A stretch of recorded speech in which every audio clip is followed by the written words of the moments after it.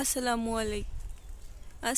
আলাইকুম village life with বেনুতে আপনাদের অনেক অনেক স্বাগতম।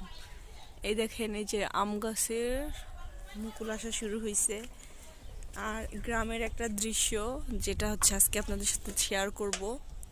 এই দেখেন, টিনের চালে বড়ই শুকা দেখছেন।